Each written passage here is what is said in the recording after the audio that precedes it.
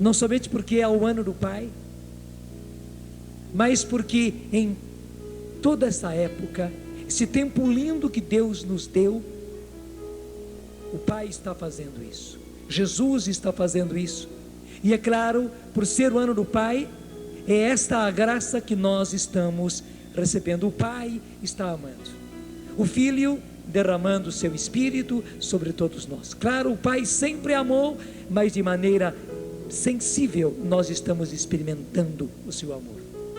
Desde Pentecostes, Jesus vem derramando o seu Espírito Santo sobre nós, mas nesses últimos tempos, nós temos percebido de maneira muito clara, muito forte, muito sensível, temos experimentado nas nossas vidas o resultado deste derramamento do Espírito Santo. Temos, graças a Deus, temos.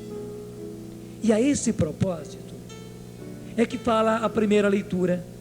Eu faço questão de esclarecer, porque esse texto dos Atos dos Apóstolos, capítulo 15, até ontem a primeira leitura iniciava o capítulo 15, e hoje estamos continuando. Esse trecho, ele é um momento chave dentro da história da igreja. Lá no começo da igreja, quase aconteceu uma cisão, portanto uma separação dentro da igreja, um cisma dentro da igreja, logo no começo. A igreja já correu esse risco. Claro, o tentador, aquele que é o diabolos, que quer dizer o divisor, aquele que divide, já queria no começo da igreja dividi-la. O que foi que aconteceu? Eu repito o que eu tinha falado ontem, mas é importante eu dizer tudo de novo hoje.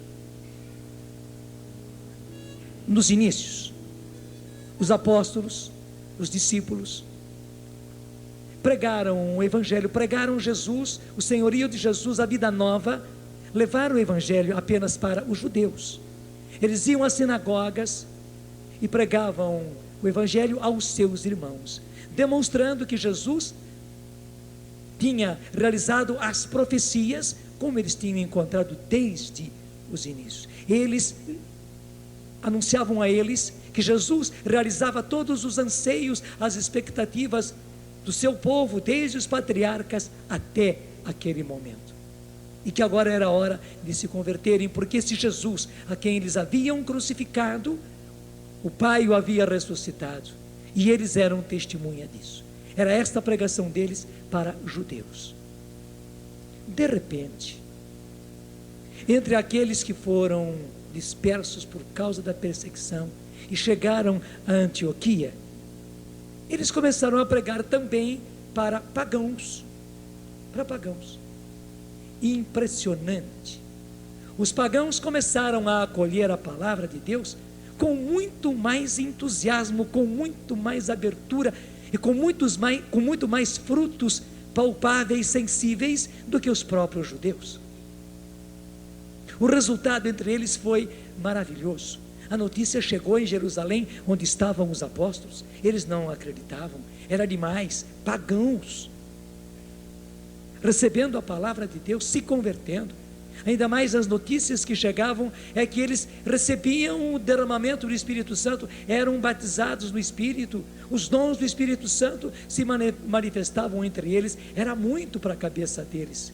Então pegaram Barnabé, um homem de muita sabedoria, um homem muito cheio do Espírito Santo, e mandaram lá para Antioquia. E ele foi. Quando ele chegou, ele viu que era real, que era verdade. E ele viu que teria muito trabalho por duas coisas. Primeiro, aqueles pagãos recém-convertidos tinham uma fome, uma sede da palavra de Deus que ele não tinha encontrado entre os judeus. E segundo, eram agora muitos pagãos que esperavam, e aqueles que se haviam convertido queriam que a palavra fosse levada também aos outros. Havia ali um campo maravilhoso de missão. Barnabé se sentiu pequenininho e logo se lembrou tudo aquilo que havia acontecido com Saulo, o perseguidor dos cristãos, Saulo que tinha uma fúria dentro de si, querendo acabar com os cristãos, Saulo que recebeu ordens dos sumos sacerdotes para ir a Damasco e pegar todos os cristãos que houvessem lá e levá-los presos, e eles, se não voltassem atrás, seriam julgados, seriam condenados, seriam levados à morte. E de repente, indo para Damasco, tudo muda, porque Jesus se manifesta a ele. Ele não vê, mas ele ouve a voz de Jesus. Jesus o manda entrar em Damasco. Jesus manda Ananias para impor as mãos sobre ele, para que Saulo recupere a vista, porque naquele momento ele perdeu a visão, e que ele seja cheio do Espírito Santo. Ananias faz o que Deus mandou, embora temeroso, porque ele disse para Deus: mas Senhor, o Senhor não sabe que é ele o perseguidor, que veio para cá para acabar conosco? E Deus disse: não, ele vai ser um instrumento escolhido para mim, ele vai sofrer muito pela minha causa, mas agora vai e realiza isso que eu estou mandando.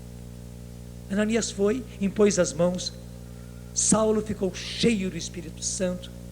Saulo recuperou a vista, e a graça nele foi tão forte que já em Damasco ele começou a pregar que Jesus era o Cristo, que Jesus era o Messias, que Jesus era o Salvador, que Jesus era o Filho de Deus, a ponto de todos perguntarem: mas não era ele que veio para cá como perseguidor, para acabar com os cristãos? É ele que prega agora o cristianismo, ele que prega esse Cristo? Como é possível tudo isso? Ananias se lembrou disso, foi lá, pegou Saulo e levou com ele para Antioquia. E lá os dois passaram um ano inteiro pregando a palavra, e foi maravilhoso aquilo que aconteceu entre os pagãos. Foi maravilhoso, uma coisa impressionante. Depois de um ano, eles estão num momento de oração, e diz a palavra: havia muitos profetas entre eles já, vindos do paganismo. E de repente, por ordem clara, o Espírito Santo diz: separem para mim Paulo e Barnabé para a missão que eu lhes confio. Fizeram como o Espírito Santo havia mandado, impõem as mãos sobre eles e os enviam. E eles começam a primeira viagem apostólica. Daí vai Saulo e Barnabé para uma região enorme, de cidade em cidade, de cidade em cidade, pregando o Evangelho agora a pagãos. E as maravilhas e as conversões são admiráveis. Aquilo foi abalando as estruturas, porque todos aqueles que agora eram cristãos, mas tinham vindo do judaísmo, tinham uma ideia que esses pagãos todos, para se tornarem cristãos, primeiro tinham que se tornar judeus, aprender tudo a respeito da Bíblia, conhecer todo o Antigo Testamento, para depois entrar no Novo. Então deviam ser circuncidados, fazer todo esse aprendizado como eles, cumprir a lei de Moisés, para depois poderem se tornar cristãos. Eles não aceitavam aqueles homens, aquelas mulheres recém-vindos do paganismo, deixa eu dizer, que não sabiam nada da lei de Moisés, que não sabiam nada dos profetas, que não sabiam nada da história do povo de Deus, agora convertidos, agora também eles pregando a palavra de Deus, também eles cheios do Espírito Santo, também eles sendo usados por Deus nos carismas. Eles não aceitavam aquilo, era muito para a cabeça deles. E aquela situação foi de tal maneira se exasperando, que quase acontece uma divisão, uma cisão na igreja. Os apóstolos logo convocam um concílio, o primeiro concílio da igreja, o concílio de Jerusalém. Foi dificílimo porque desfeitearam Paulo e Barnabé, que fizeram isso como se fossem pessoas irresponsáveis. O que aconteceu entre eles não foi fácil, cobraram deles,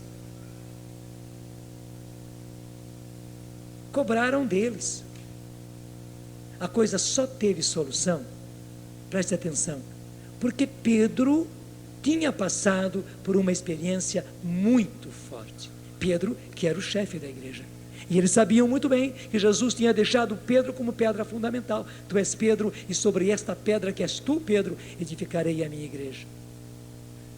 O que tinha acontecido com Pedro? Vocês se lembram? Ananias era um pagão, um centurião romano. Ele tem uma visão, e Deus lhe diz: manda chamar Pedro lá em Jope, para que ele venha. Ele nem imaginava por que Deus queria isso, mas obedece, preste atenção, obedece, e manda os seus servos. Ele era um centurião romano, tinha soldados, tinha servos. Eles fazem uma viagem distante, longa, chegam a Jope. Naquele momento, Deus também dá uma visão para Pedro. E na hora que Pedro está tendo essa visão, os homens estão batendo na porta, vão atender, contam. Pedro se liga à visão que ele acabava de ter, e então, temeroso, mas por causa da visão que Deus lhe dava, foi até a casa de Cornélio. Quando ele chegou, quando ele se apresentou, muito temeroso, porque eram pagãos. Veja bem, os judeus não entravam na casa de pagãos, não entravam, muito menos se punha à mesa com eles, se hospedava na casa deles. Eles nem entrar entravam, muito mais se hospedar na casa deles. Então Pedro estava temeroso. E quando Pedro se punha a pregar, porque já estava uma pequena multidão ali na casa de Cornélio. Era Cornélio, era toda a sua família, eram seus servos, as suas servas, eram seus soldados, estavam todos ali, esperando alguma coisa. Eles não sabiam bem o que era. Deixa eu dizer assim como lá em Pentecostes, se reuniram no cenáculo, aquele grupo de apóstolos e discípulos. Ali, gente, era uma pequena multidão de pagãos, igualmente desejosos, esperando alguma coisa que eles não imaginavam o que era. Veja que beleza, eles não imaginavam o que era, mas esperavam alguma coisa vindo do alto, alguma coisa vinda de Deus. Pedro se põe a falar a eles a respeito de Jesus, e Pedro nem tinha terminado de falar, quando de repente é a narração dos Atos. O Espírito Santo caiu sobre todos eles, e diz os Atos, todos eles ficaram cheios do Espírito Santo, começaram a orar em línguas e começaram a profetizar. Era Cornélio, era sua esposa, eram os seus filhos, era a sua família, eram os seus soldados, eram os seus servos, eram aqueles homens e mulheres. E Pedro ficou atônito, ele parou de pregar. E aqueles homens começaram a fazer um grande grupo de oração, orando em línguas, cantando de maneira nova, palavras de profecia. Eram verdadeiras profecias que eles estavam trazendo, louvavam a Deus, como aconteceu com eles lá em Pentecostes. Mas eram pagãos, eles não conheciam a Bíblia, não conheciam as Escrituras. Pedro ficou estupefacto, daí chamou os companheiros que foram com ele, para que decidissem, e Pedro disse: nós não podemos negar o batismo a esses homens que receberam o Espírito Santo, já receberam o Espírito Santo, como aconteceu conosco em Pentecostes. Pedro viveu isso, e Pedro contou tudo isso no concílio de Jerusalém. Era Pedro agora contando, e Pedro contou algo mais. Eu fiquei mais algum tempo ali para instruí-los, porque eles eram pagãos, eles não sabiam nada, mas eu tive que voltar a Jope. Daí ele contou a bronca que ele, Pedro, chefe da igreja, levou quando chegou de volta a Jope. Quando os discípulos, quando os cristãos vindo do judaísmo, colocaram Pedro na parede, porque já tinham tido notícia de tudo aquilo que havia acontecido na casa de Cornélio. Eles cobraram de Pedro: mas como é que você entrou na casa de pagãos? Como é que você se hospedou na casa deles? Como é que você pregou a eles? Como é que você batizou pagãos? Pedro, onde é que você estava com a cabeça? Que irresponsabilidade, que leviandade, Pedro. E Pedro teve que lhes contar tudo desde o começo. Daí eles caíram em si, acabaram aceitando e dando glória a Deus. E Pedro contou tudo isso de novo no concílio de Jerusalém, e aconteceu do jeitinho de Jope. Daí quando Pedro contou, ninguém teve nada mais a dizer. O próprio Tiago, o apóstolo São Tiago, que era o apóstolo ali em Jerusalém. Pedro não foi o apóstolo em Jerusalém, foi Tiago. O próprio Tiago, que estava a favor dos judaizantes, que também estava perplexo diante daquilo de pagãos recebendo a graça de Deus, de pagãos sendo convertidos e batizados no Espírito e usando os dons, sendo usados por Deus nos dons. O próprio Tiago estava perplexo diante disso. O próprio Tiago é que se levanta e que dá o desfecho de tudo. Meus irmãos, é isso que nós estamos vivendo na igreja hoje. É isso que nós estamos vivendo nesses dias. Foi por isso que nós cantamos: o Pai está amando, o Filho derramando seu Espírito sobre todos nós, porque é isso. Gente, o Pai está amando mais do que nunca. A nossa geração está sendo uma geração bem-aventurada. Você é um bem-aventurado, você é uma bem-aventurada. Os nossos olhos estão vendo coisas que os nossos antepassados não viram, que os nossos pais não viram, o que eles não ouviram, o que eles não viram, nós estamos vendo, graças a Deus. Gente, eu tive a graça de ver o antes, ver o decorrer, estar vendo também agora esta finalização. Deixa eu lhes contar. Eu tive a graça de, antes de ser ordenado padre, ter o meu encontro pessoal com Jesus. Eu conto sempre. Eu estava ainda no último ano de teologia, fiquei doente, tive que sair do seminário, vim aqui para essa região, fiquei em Lavrinhas, no nosso seminário, fui acolhido no hospital de Piquete, aí o antigo hospital de Piquete, naquele tempo era um ótimo hospital militar. Fizeram de tudo, mas não descobriam o que eu tinha, mas que eu estava doente. E nesse tempo, aí em Lorena, durante uma Mariápolis, eu mesmo doente, fui aconselhado de ir, de participar. Foi a graça de Deus. Eu tive coragem, fui e participei. Embora me sentindo fraco, mas participei. Interessante, assim que eu cheguei, desaconselhado por muitos, mas aconselhado por pouquíssimos, eu fui. Veja bem, desaconselhado por muitíssimos, até disseram: é uma xaropada, eles ficam apenas cantando e fazendo palestras e testemunhos, é um xarope, uma coisa chata, pesada, cansativa, você vai se cansar. Tanto assim que no primeiro momento eu não fui, mas sendo dócil, sendo obediente, aquilo que eu sentia ser a moção de Deus, que uns poucos me haviam aconselhado, eu fui. E quando eu cheguei, eu não pude entrar,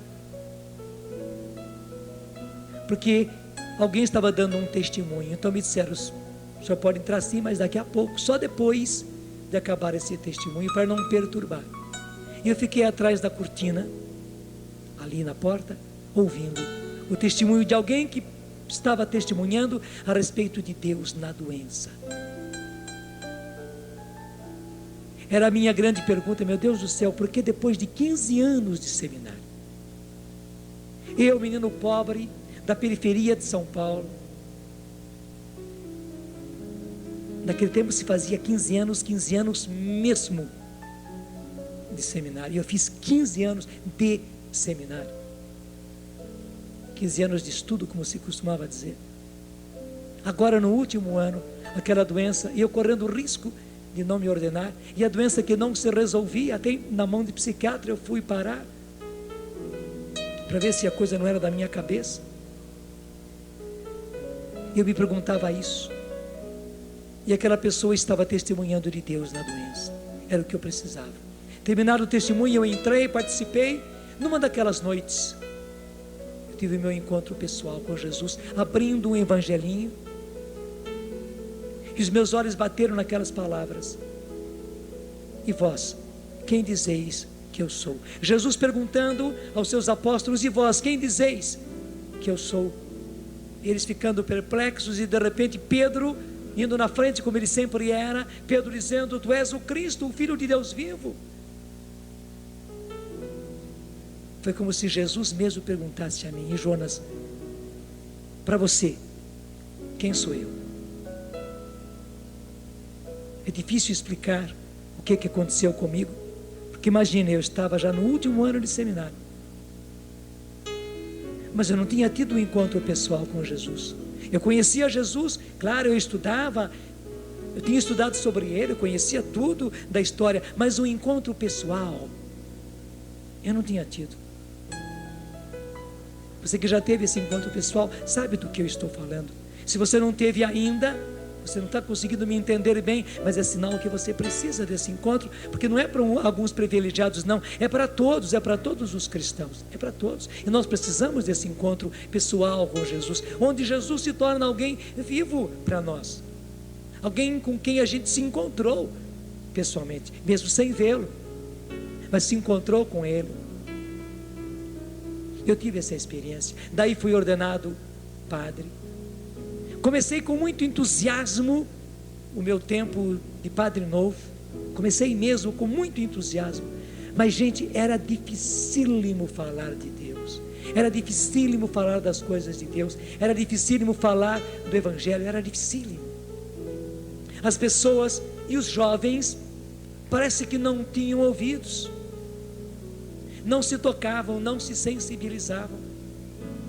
Eu via os padres mais antigos, padres de uma grande pedagogia. Eu fui para um grande colégio salesiano, no Liceu Coração de Jesus, em São Paulo, um colégio de anos e anos de fama, e que por isso mesmo também, por ser o colégio central dos salesianos no Brasil, tinha padres de peso, padres de valor. Eu via aqueles padres que nós desde seminarista conhecíamos bem, tendo maior dificuldade de falar de Deus para os rapazes nas aulas de religião, de falar de Deus nas pregações que eles faziam, porque os jovens estavam longe, não queriam saber. Eu me recordo que os padres antigos, de muita pedagogia, para conseguir dar aula de religião, eles pegaram aquele livro do padre João Moana, Vida Sexual de Solteiros e Casados, que tinha surgido naquela época, porque padre João Moana era médico, depois foi para o seminário. Quando ele recebeu o diploma, porque o pai dele é que queria que ele fosse médico, quando recebeu o seu diploma e tudo, ele pegou, devolveu com muito respeito o diploma para o seu pai e foi para o seminário como era desejo dele. Fez o curso de teologia, ordenou-se sacerdote, daí ele fez também psicologia, foi mais fácil fazer psiquiatria antes, por causa da medicina, depois fez também psicologia, tornou-se um sacerdote muito experiente, porque unia tudo, a medicina com a pastoral, com a psiquiatria, com a psicologia, e tinha escrito naqueles tempos aquele livro, Vida Sexual de Solteiros e Casados. Então pegaram aquele livro e davam aula de religião para os jovens na base daquele livro, porque para ouvir de sexo os jovens estavam atentos, mas outras coisas não. Mas eles queriam ouvir de sexo não para mudar de vida, mas por aquela curiosidade. Era um negócio novo e claro, atiçava a eles, talvez os ajudava a fazerem mais ainda as desordens que eles faziam, em vez de se mudarem, em vez de se converterem. Foi isso que nós estávamos vendo, era isso que nós estávamos vendo. Eu me lembro que como padre novo, eu tentava, que parecia tudo em vão,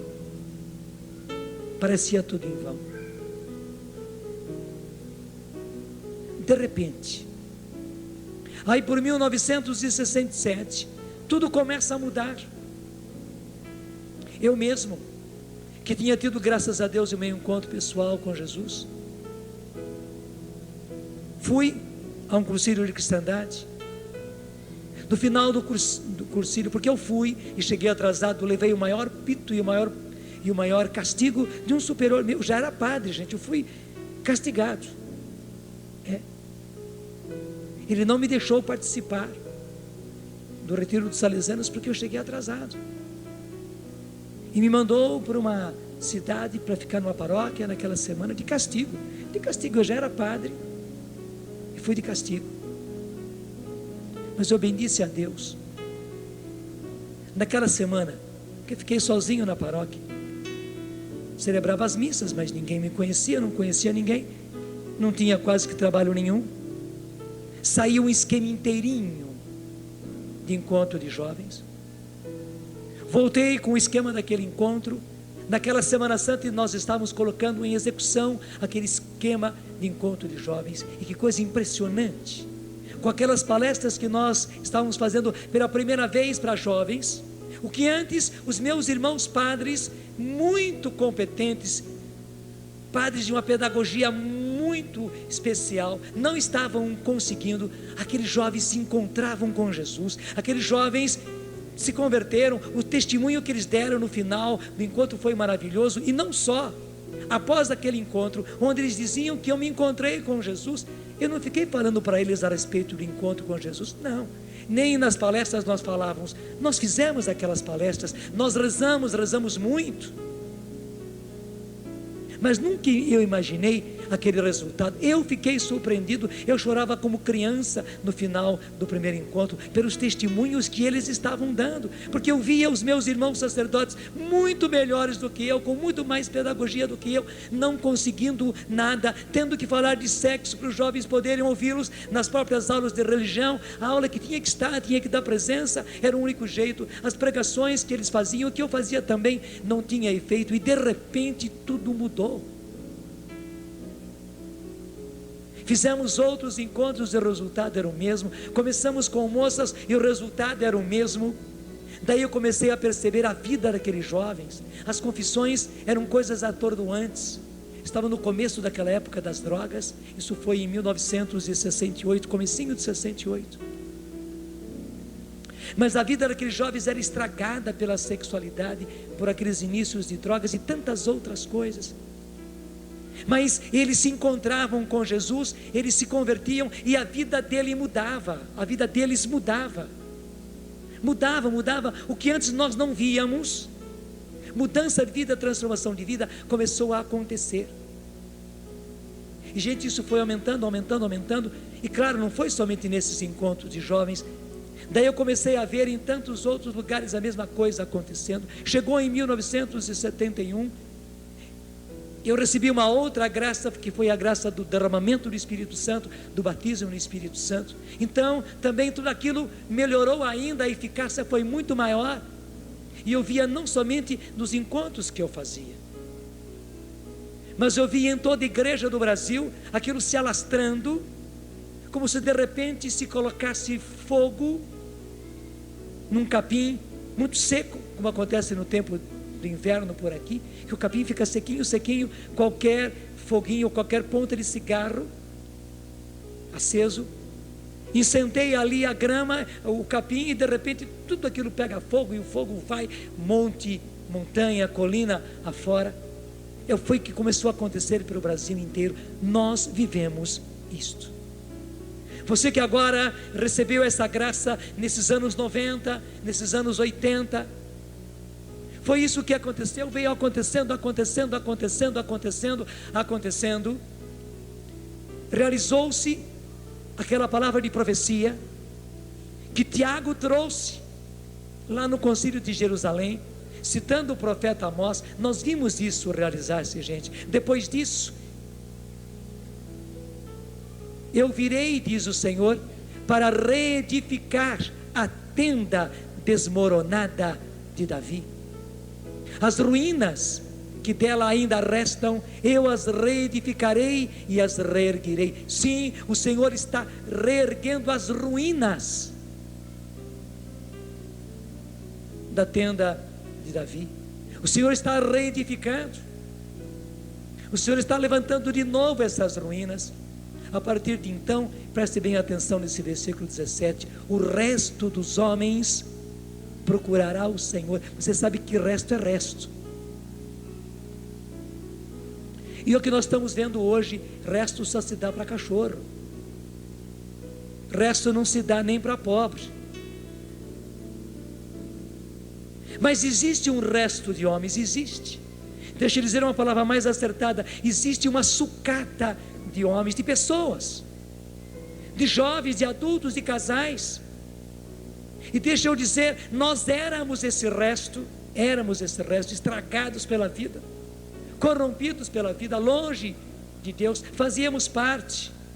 Nós não éramos bonzinhos, não. Dentro daquela parábola de Jesus, que ele diz que o rei fez o banquete para o seu filho, as núpcias do seu filho, e mandou chamar os convidados, e os primeiros convidados deram desculpas e não vieram. Então o rei ficou muito bravo com aqueles convidados e mandou que os servos saíssem e fossem pelas estradas, pelas encruzilhadas, e pegassem os pobres, os aleijados, os coxos, os cegos, os maltrapilhos.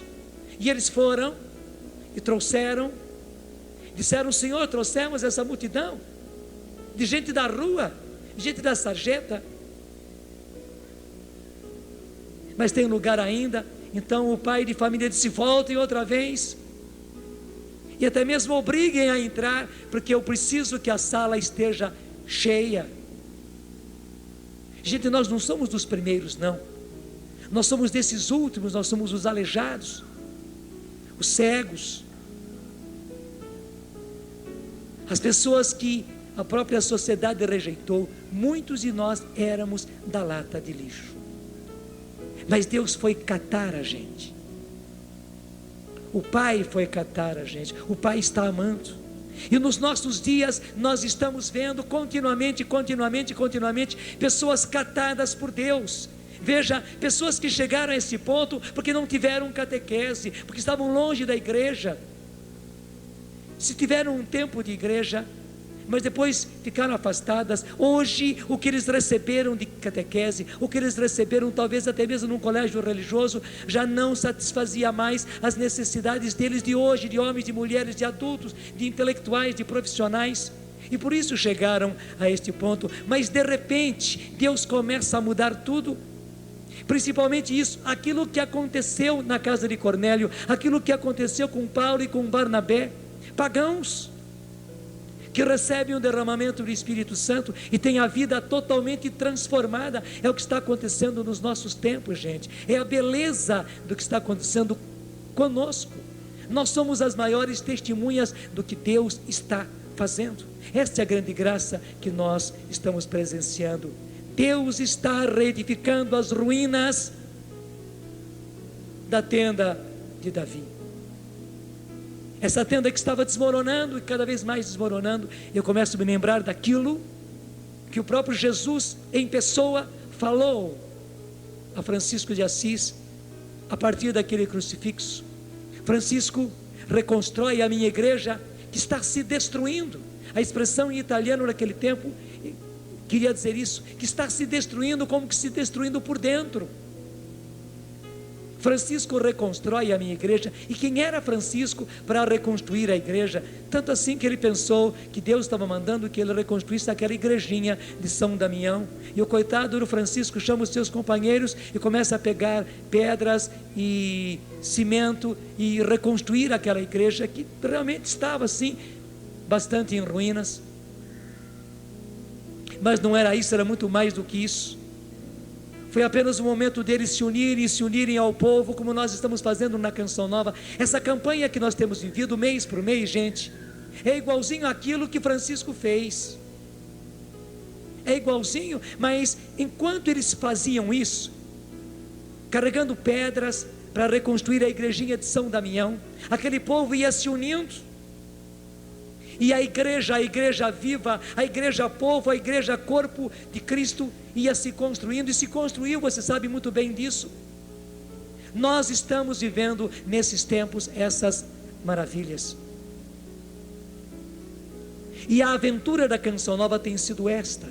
Eu sei que na igreja inteira isso está acontecendo, mas agora somos nós aqui, nós temos que testemunhar. O testemunho é uma coisa pessoal. É isso que a Canção Nova tem vivido. Gente, aquilo que eu vivi nos meus primeiros tempos, aquilo que eu vivi com aqueles jovens, hoje está acontecendo, me deixe explicar assim, via satélite.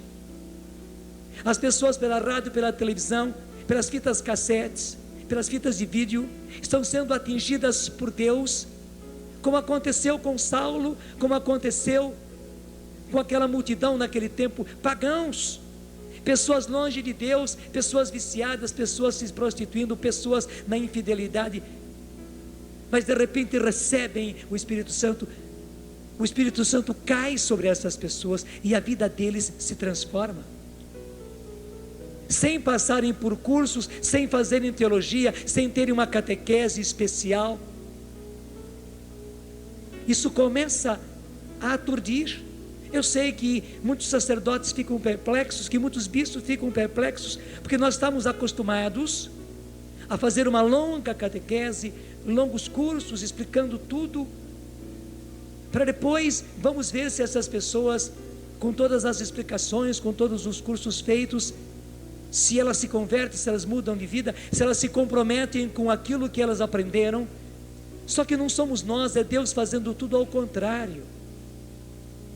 Primeiro Ele derrama o seu Espírito Santo, e as pessoas cheias do Espírito Santo, como dizemos na base dos Atos dos Apóstolos, batizadas no Espírito Santo, têm a vida transformada, e daí nasce neles, como aconteceu comigo naquele tempo. Elas têm uma fome, como eu tive, uma fome de Deus, uma fome da palavra de Deus, uma fome de oração, e um gosto por rezar, um gosto por ler a palavra de Deus. Toda a vida vai se transformando, e esse gosto continua. Daí sim as pessoas vão procurar grupos, daí sim as pessoas vão procurar cursos, daí as pessoas leem livros, daí as pessoas vão a encontros, porque elas precisam mais, é isso que está acontecendo. Essas pessoas que acabaram recebendo isso pela televisão, pelo rádio, depois não saem, não conseguem sair de frente da televisão, e dizem que a televisão Canção Nova está muito bonita, mas não é bonito, gente, é diferente. O que segura as pessoas aí na cadeira, eu 5 horas da manhã fazendo palestra, dessas pregações que eu faço aqui, e são reprisadas 5 horas da manhã, as pessoas ficam ali, acordaram há pouco tempo, mas presas na poltrona, bem acordadinhas. Alguns deles nem lavaram o rosto ainda nem tiraram a roupa de dormir, mas estão ali. Como é que se explica isso? Não é que eu seja um grande orador, um grande pregador, não é isso. É que o Pai está amando, o Filho derramando seu Espírito sobre todos nós, e o instrumento que Ele está usando é esta pregação, é esta oração. Isso indo por televisão, gente, as coisas estão acontecendo. Se torna também uma televisão ungida, que leva a unção. Aquilo que eu recebi ainda no final do meu seminário, aquilo que eu recebi quando eu tive a graça do batismo no Espírito Santo, aquilo que eu vi aqueles jovens receberem e serem transformados. Milhares de pessoas recebem massivamente através desse meio potente que Deus nos deu, que é a televisão. Essa é a missão que Deus está realizando. E graças a Deus, por causa da leitura de hoje, eu pude proclamar tudo isso. É importante que você entenda o que nós estamos vivendo. Gente, é um momento de graça. Agora deixa eu dizer uma coisa muito importante para você. Eu vi o antes. Eu fui ordenado em 64. Aqueles anos de 65, de 66, entrando para o 67. Era difícil, como eu contei para vocês. As pessoas pareciam insensíveis, os jovens não queriam ouvir nada a respeito de Deus. Principalmente não pensavam, não queriam mudar de vida. E de repente tudo começa a se mudar. Eu vi o antes. Eu presenciei. Eu pude vivenciar. Eu pude ser também objeto. Eu também fui atingido pela graça que começou ali, por aqueles anos de 1967, porque você sabe muito bem, foi no ano de 1967 que Deus derramou o seu Espírito Santo sobre a Igreja Católica. Foi em 67 que isso aconteceu. Nós aqui no Brasil nem imaginávamos o que tinha acontecido lá nos Estados Unidos, em uma universidade especializada em física nuclear. Admire-se. Era uma universidade especializada em física nuclear, e foi lá, no campus universitário dessa universidade, que aconteceu o primeiro derramamento do Espírito Santo na Igreja Católica, e tudo começou a se mudar. Eu vivi esses anos todos, gente, já fez 30 anos. Já fez 30 anos. No ano que vem também eu completo 30 anos de batismo no Espírito Santo, graças a Deus. Eu vivi todos esses anos. Você se lembra quando nós começamos a missa? Estava sol ou não estava sol? Estava claro ou não estava claro? Agora nós já estamos no entardecer. Está escurecendo. Antes do fim da missa, já vai estar escuro. No relógio de Deus, nós estamos nesta hora. Quando é que o relógio de Deus vai marcar a última hora, eu não sei. Até eu peço ao Senhor que Ele tenha misericórdia e que nós continuemos por um bom tempo a batalhar, a levar essa graça, a levar o batismo no Espírito Santo, porque há muitos ainda nas nossas casas, nas nossas famílias, verdade ou não é, que ainda não se sensibilizaram, estão iguais àqueles jovens com os quais eu e os padres mais antigos, muito mais preparados do que eu, trabalhávamos naqueles tempos antes de 67. Há muitas pessoas ainda, infelizmente, que não abriram o coração e são parentes de vocês. É seu marido, é seu pai, é sua mãe, é seu filho, é sua filha, é irmão seu, é gente da sua carne, é gente do seu sangue. Há muitos ainda, eu nem estou falando em drogados, em pessoas prostituídas, em pessoas que vivem em adultério, também eles precisam, claro que precisam, mas há uma multidão de pessoas consideradas, entre aspas, boas, porque são realmente boas, em qualidade humana são boas, mas que não tiveram esse encontro pessoal com Jesus, não tiveram a sua vida transformada, não voltaram para o rebanho, não voltaram para a igreja, não voltaram para Jesus, e precisam voltar, gente. Todo tempo tem um começo, um meio e um fim. Eu vi antes de começar esse tempo, eu tive a graça de ver o começo desse tempo, quando o sol começou a raiar, eu tive a graça de ver, eu vi o sol subindo, eu vi o sol ao meio-dia, eu vi, graças a Deus, eu vi o sol começar descendo, porque depois do meio-dia ele desce, e assim mesmo, e eu estou vendo o ocaso do sol, pedindo a Deus que nós tenhamos mais tempo. Vocês lembram Josué? Ele estava numa batalha, e não estavam conseguindo vencer, e o Josué pediu a Deus que tivessem mais tempo, que Deus parasse o sol, e Deus parou, e a própria Bíblia testemunha isso. Interessante quando se fazem contas a respeito do tempo solar, é interessantíssimo isso, as contas nunca davam certo, apenas quando foram à Bíblia e viram aquele acontecimento.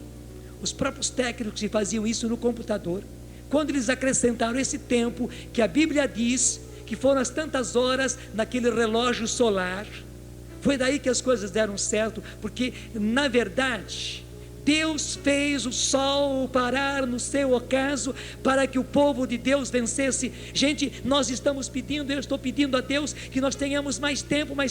Eu não estou pedindo que Jesus venha logo, não, embora o nosso desejo seja que Ele venha logo, porque vai ser melhor, mas eu fico como São Paulo, eu não sei se eu peço que Jesus venha logo, que vai ser muito melhor para nós mesmos, ou se eu peço que Jesus espera Jesus, dá mais um tempo, porque temos que salvar mais almas. Eu não sei o que pedir, e na verdade eu faço como São Paulo, eu peço ao Senhor: Senhor, dá-nos mais tempo, dá-nos mais tempo, porque há muito mais almas ainda, Senhor. Temos no Brasil pelo menos 100 milhões de brasileiros que precisamos atingir. Dá-nos mais tempo, espera um pouco, Jesus, demora um pouco mais, Jesus, alarga muito mais, para o sol, Senhor, segura esse tempo, não deixe escurecer, não deixe anoitecer, Senhor, não deixe, para que possamos, neste tempo que nos resta, gente, é muito importante, para que nesse tempo que nos resta, até mesmo sobre tempo que Deus está nos dando, nós possamos salvar as almas que o Senhor quer salvar e que nós precisamos salvar. Ou você não tem ninguém da sua família para salvar? Se você não tem ninguém da sua família para salvar, graças a Deus, pode pôr lá fora. Mas se você tem gente, carne da sua carne, sangue do seu sangue, que se não mudar de vida vai para o inferno, desculpa falar franco, como nós iríamos se não tivéssemos tido essa graça, você não pode parar. E deixa eu ser super franco, você está encontrando uma obra empenhadíssima em salvar almas. Somos nós, graças a Deus. Me desculpe ter que falar assim, mas temos que ser claros, gente. Como Paulo foi claro, como Pedro foi claro.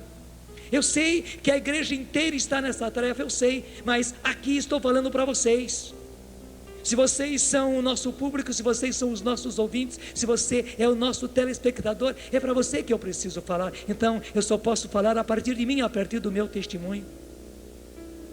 Você está vendo essa obra, que não brinca em serviço. E nós não estamos fazendo televisão, não. Deus está realizando uma obra de salvação. Nós, graças a Deus, entramos com Ele nesta obra de salvação. Eu venho acompanhando isso desde o início desta linda obra de Deus, ainda antes dos anos 67. E Deus nos deu esses meios, rádio e agora a televisão, para levarmos muito mais rapidamente essa graça. Se ponha no meu lugar. A partir daquele primeiro encontro, havia dentro de mim uma paixão, gente, que eu não aguentava. Eu queria salvar as almas daqueles jovens, porque eu via aquele colégio tinha 2.000 alunos, só 2.000 alunos aquele colégio tinha. E cada encontro tinha 40 jovens, eu não conseguia levar mais do que 40, 45, no máximo 50 jovens para um encontro. Eu tinha 2.000 diante de mim, mas eu via que o colégio onde eu estava é que tinha 2.000, e os colégios todos de São Paulo, e os jovens todos de São Paulo. Então havia um fogo dentro de mim, que a cada 15 dias, eu só não fazia um encontro a cada final de semana, porque não tinha jeito, não dava para aguentar, porque era quinta-noite que nós íamos para o encontro, ficávamos sexta-feira inteira, sábado inteiro, domingo até o final do dia, só depois de escurecer que a gente saía do encontro. As confissões eram longuíssimas, nós entrávamos madrugada dentro, confessando aqueles jovens, e fazendo, semana sim, semana não, esses encontros, e mais o colégio. Eu acabei ficando tuberculoso, mas porque havia um fogo dentro de mim. Deixa eu te dizer, esse fogo não parou, e porque eu fui fiel no pouco, porque eu fui fiel lá naqueles começos, porque eu fui fiel naqueles primeiros encontros de jovens, e vi as maravilhas. Hoje, gente, Deus está nos dando a graça disso ser levado para uma massa inteira. Não são 40 jovens no final de semana, não, são 400 mil, são 4 milhões que acontecem a cada final de semana, através da televisão. A cada momento que nós falamos, nós temos 3, 4 maracanãs, ou 3, 4 castelões, ou 3, 4 morumbis cheios, pelo menos a cada momento. Mas nos momentos de pique da TV Canção Nova, como são os acampamentos, e agora porque estamos, graças a Deus, 24 horas sem nunca mais parar, no satélite, também pelas parabólicas, nós continuamente estamos atingindo 3 milhões, 4 milhões de pessoas. Graças a Deus, não são mais 40 jovens que vão para o encontro, são 4 milhões atingidos. Deixa eu dizer, entre essa multidão de 100 milhões de brasileiros, existe gente, carne da sua carne e sangue do seu sangue. Existe ou não existe? O que você está esperando para entrar conosco nesta obra? O que você está esperando? Porque nós estamos aí gratuitamente oferecendo a você esse serviço de Deus. Nós estamos sendo apenas os samaritanos, que hoje receberam de Deus essa graça de, através da televisão, ir e pegar essas pessoas que foram roubadas no caminho, que bateram neles, que espancaram-nos, que os jogaram no chão e ficaram semi-mortos, soltando sangue por todos os lados, sem hemorragias.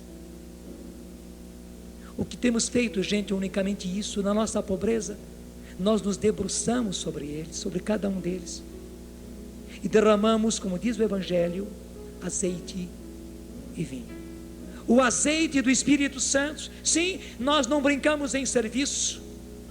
Você vê continuamente que o que nós pedimos é o derramamento do Espírito Santo, como aconteceu com Saulo, como aconteceu com Barnabé, como Pedro viu estupefacto acontecer na casa de Cornélio. O que nós pedimos é isso, e graças a Deus tem acontecido, e esses restos humanos, essa sucata humana tem recebido esse derramamento do Espírito Santo, e em seguida nós derramamos também o vinho do sangue de Jesus sobre eles, para que essas pessoas sejam salvas e comecem toda uma vida nova. E a igreja é a grande beneficiada. A igreja é a grande beneficiada, porque daí as pessoas com gosto vão procurar as reuniões, vão procurar a catequese, vão procurar os cursos, vão procurar os encontros, porque agora elas têm fome, agora elas têm sede, agora elas estão cheias de Deus. Veja, nós estamos contribuindo com a igreja, nós estamos oferecendo matéria-prima para a igreja, nós somos fornecedores, graças a Deus. Me deixa falar assim, não conseguimos fazer tudo, não conseguimos. A nossa parte é a parte de Paulo, a parte de Barnabé. A nossa parte é a parte do samaritano, unicamente. Depois desses primeiros socorros, nós pegamos as pessoas no colo, colocamos na nossa montaria e a levamos para a igreja. E fazemos isso. Entregamos essas pessoas à igreja, para que a igreja cuide delas, para que as paróquias cuidem delas. Mas é isso, na igreja foi sempre assim. E é preciso que seja assim. E estou dizendo, quando é que você vai se despertar para essa realidade? Para que os seus não se percam, para que carne sua, para que sangue seu não se perca. Realmente é isso que nós cantamos no começo e cantamos agora. O Pai está amando, é verdade, o Filho derramando seu Espírito sobre todos nós. Vai ficando em pé e vai levantando os seus braços e vai cantando. O Pai está amando, o Filho derramando seu Espírito sobre todos nós. Para um pouco e pensa nas pessoas da sua casa, da sua família, que precisam dessa graça, de receberem o amor do Pai, de receberem esse derramamento do Espírito Santo. São irmãos seus, são sobrinhos, são filhos, são pais, são mãe, é marido, é mulher, e eles precisam dessa graça. Se não for essa graça, eles estão correndo um risco enorme de se perder, gente. E Deus não quer perdê-los, e nós não queremos perdê-los. Você não quer perdê-los, nós também na Canção Nova não queremos perdê-los. Pelo contrário, nós estamos entrando, e aí a nossa luta, entenda, o inimigo tem nos segurado e não tem deixado que o dinheiro chegue para sustentarmos essa obra, porque nós estamos saqueando o inferno para povoar o céu. Porque inclusive essas pessoas já são candidatos próximos ao inferno. Me deixa dizer isso. Porque não existe uma coluna no meio para os bonzinhos, não existe. Ou são de Deus ou não são de Deus, ou estão nos caminhos de Deus ou não estão nos caminhos de Deus. Você entende perfeitamente isso. Não há uma coluna do meio. Se houvesse, eu levaria todo mundo para a coluna do meio, porque era mais fácil. Mas não, eu tenho que levar as pessoas pelo caminho estreito. E a Canção Nova precisa levar as pessoas para o caminho estreito, mas entrando pela graça do derramamento do Espírito, do seu encontro pessoal com Jesus. É preciso que se faça isso. Os seus entes queridos, as pessoas da sua família, não podem continuar sendo candidatos próximos ao inferno, não. Você precisa entrar conosco, saqueando o inferno, tirando-as dessa antessala, para levá-las agora pelo caminho estreito que vai levar-nos aos céus. Você não pode deixá-los nessa sala ampla, onde tem todas as facilitações, todos os prazeres, onde corre salgadinhos, e onde corre cocaína, onde corre toda espécie de vício, onde corre de tudo, onde corre bebida, onde corre uísque, onde corre prostituição, mas que é a antessala do inferno. Você precisa arrancá-los de lá, você precisa entrar conosco para saquear essa antessala do inferno e trazê-los agora para um caminho áspero, um caminho pedregoso, um caminho espinhoso, mas que os leve ao céu, por mais duro que seja. E deixa eu dizer, a graça está aí, o que nós estamos cantando está acontecendo. O Pai está amando, canta isso, o Filho derramando seu Espírito. Gente, como eu vi lá nos anos 67, está acontecendo agora. O Pai está amando. Sim, o Filho Jesus está derramando o seu Espírito sobre todos nós. Nós não podemos perder essa ocasião, não podemos perder essa graça, não podemos passar essa chance. Está vendo? Está bem mais escuro, tá ou não está? Está bem mais escuro. Logo, logo escurece. Enquanto temos tempo, precisamos trabalhar. E se há alguém que trabalha por você, una-se a quem está trabalhando por você, por amor dos seus. Não perca mais tempo. Onde é que você está investindo a sua vida? Onde é que você está investindo o seu dinheiro? Gente, já já anoitece, porque todo o tempo é assim. Você que chegou cedinho aqui, você viu o sol nascer na primeira missa. Você que está agora nessa última missa, você vai ver o sol se pôr, já já estará escuro aqui. O tempo é sempre assim. Nós vimos o meio-dia hoje, nós enfrentamos o calor do meio-dia de hoje, mas agora nós já estamos no ocaso, pedindo ao Senhor: Senhor, segura o tempo, Senhor, segura o sol, dá mais tempo, Senhor, faze como fizeste com Josué, para que possamos salvar os nossos, porque nós não sabemos quando a noite vai chegar, e quando a noite chegar, não haverá mais possibilidades, terminarão as possibilidades. Eu quero repetir, eu vi o antes, eu vi quando a graça foi derramada, eu vi o ápice da graça, eu estou vendo o tempo ir para o seu declínio, o sol indo para o seu ocaso. Senhor, nós nem ficamos pedindo mais tempo, nós pedimos, Senhor, entusiasmo. Sim, Senhor, nós pedimos intrepidez, ousadia. Tira-nos, Senhor, dessa rotina, tira-nos, Senhor, dessa insensibilidade, Senhor. Os nossos irmãos, os nossos filhos, os nossos pais, sangue do nosso sangue, carne da nossa carne, na antessala do inferno, Senhor, e nós vivendo a vida como outro qualquer. Senhor, nós somos loucos igual aqueles do tempo de Noé. Nós somos loucos, Senhor, que não vemos a arca sendo construída, Senhor. E só terá salvação quem entrar na arca enquanto for tempo. Só terá salvação quem entrar na arca enquanto for tempo. Não é na canção nova, não. A canção nova é apenas o samaritano. É entrar na igreja, é voltar para a igreja, é voltar para Jesus. Gente, só vai se salvar quem estiver na arca. E nós somos loucos como os homens e mulheres do tempo de Noé. É como nos tempos de Sodoma e Gomorra. Sim, e nós aplaudimos os nossos filhos e as nossas criancinhas brincando de sensualidade, cantando e dançando músicas sensuais. Nós aplaudimos, nós gostamos. Somos uma geração louca, uma geração desvairada. Gente, é tempo de mudar tudo isso. Nós não podemos condenar os nossos meninos e meninas, os nossos filhos e as nossas filhas a estarem nessa antessala do inferno, e eles ainda, coitadinhos, inconscientes, serem levados nesse roldão. Quando o fogo cair, como aconteceu com Sodoma e Gomorra, eu não estou dizendo que virá fogo do céu, eu somente estou querendo dizer que foi assim em Sodoma e Gomorra. E assim como uma multidão enorme foi surpreendida quando caiu o fogo do céu e eles pereceram, se nós não tomarmos juízo, nós também pereceremos junto.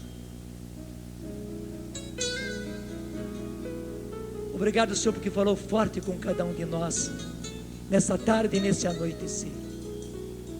Eu estou pedindo, Senhor, mais do que dar-nos mais tempo, dá-nos, Senhor, mais Espírito. Sim, Senhor, dá-nos porção dobrada, dá-nos porção triplicada do Teu Espírito Santo, Senhor, para que saiamos dessa insensibilidade, dessa mornidão. Sim, Senhor, para que saiamos, Senhor, dessa insensibilidade, dá-nos a graça, é só pelo Teu Espírito Santo que isso vai acontecer, e que nós, Senhor, partamos juntos para saquear a antessala do inferno, e que nós consigamos, Senhor, resgatar e trazer todos esses nossos irmãos agora para o caminho áspero, o caminho estreito, o caminho pedregoso e espinhoso, Senhor, que conduz à salvação, que conduz ao céu, que conduz à vida eterna. Sim, derrama sobre nós agora, Senhor, realiza a música que nós estamos cantando. Sim, Senhor, isso é verdade, mas nós precisávamos receber, Senhor, um derramamento novo do Espírito Santo. O Pai está amando, o Filho derramando seu Espírito sobre todos nós. Derrama, Jesus, agora, derrama este amor do Pai na pessoa do Espírito Santo, para que cheios do Espírito Santo, nos tornemos pessoas ousadas, intrépidas, pessoas, Senhor, evangelizadoras, pessoas, Senhor, que tenham um fogo dentro de si, Senhor, um fogo devorador que não nos deixa parados, Senhor, um fogo devorador que nos faz investir o melhor do que somos e o melhor do que temos, Senhor, na Tua obra. Não podemos mais dormir, Senhor, não podemos mais estar nessa rotina. Nós precisamos do Teu Espírito, o Seu Espírito avassalador, Senhor, que ponha um fogo dentro de nós, nosso Senhor e nosso Deus. Batiza-nos, vai pedindo ao Senhor: batiza-me, Senhor, no Espírito Santo, batiza-nos no Espírito Santo, e faz-nos apóstolos como Pedro, faz-nos apóstolos como Paulo, faz-nos apóstolos como Barnabé, faz-nos apóstolos, Senhor, entre os pagãos do tempo de hoje, pagãos muito próximos, pagãos que são irmãos nossos, pai nosso, mãe nossa, irmãos nossos, filhos nossos, netos nossos, sobrinhos, primos, sim, Senhor, pessoas muito próximas. Derrama o Seu Espírito sobre esses pagãos, Senhor, que povoam a nossa casa, para que eles sejam cheios do Espírito Santo, que o Espírito Santo caia sobre todos eles, como caiu sobre a família de Cornélio, e que a Tua igreja, Senhor, entenda aquilo que foi preciso entender no primeiro concílio da igreja, que foi o concílio de Jerusalém. Sim, que a Tua igreja entenda hoje, Senhor, que Pedro se levante, que Tiago se levante, Senhor, e que a igreja entenda a obra que ela está recebendo, obra de salvação. Muito obrigado, Senhor. Cante comigo. O Pai está amando, o Filho derramando.